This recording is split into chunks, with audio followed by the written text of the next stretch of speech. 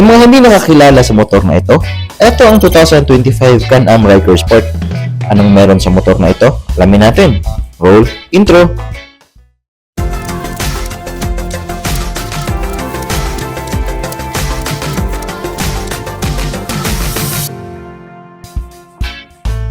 So hindi lahat familiar sa Can-Am na brand kasi kahit ako ngayon ko lang din ito nalaman.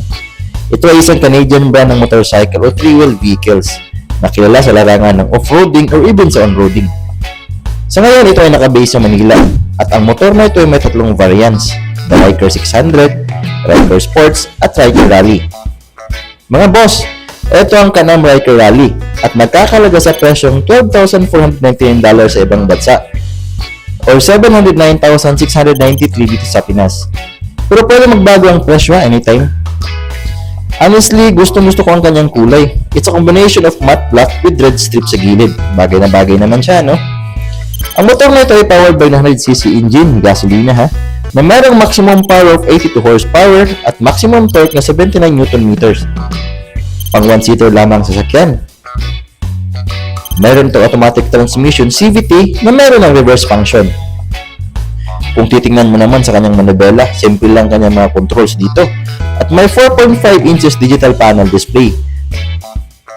At may bulky na katawan. But, merong maliit na cargo capacity na 7 liters lamang. Mayroon itong tatlong ride modes. Merong Eco Mode, Sports Mode, at Cruise Mode. Kaya pwede sa on-road or off-road. Tingnan mo naman ang kanyang mga gulong.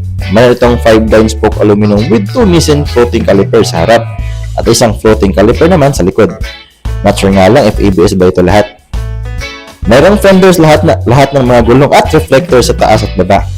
Pagdating sa kanyang suspension, mayroon itong double wishbone KYB HPG with preload adjustment at sa likod ay mayroong KYB HPG multi-link mono swing arm.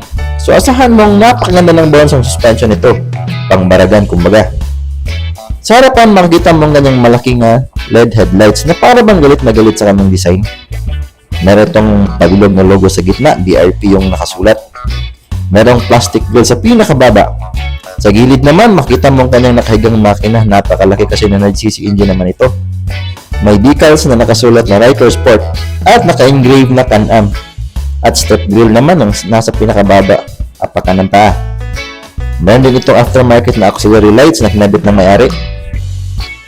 Sa likod naman, meron itong LED brake lights at may mahabang signal lights with reflector lights. At saka meron ring plate holder sa pinakagitna. So ngayon, kung tatanungin kita, kung meron kang 709,693 pesos, bibilhin mo ba to? Kung oo, comment nyo nga sa baba ang rason. At kung hindi naman, comment nyo din sa baba. Babasahin natin yung lahat. So hanggang dito na lang ang vlog natin. Kita-kita susunod. Ride safe!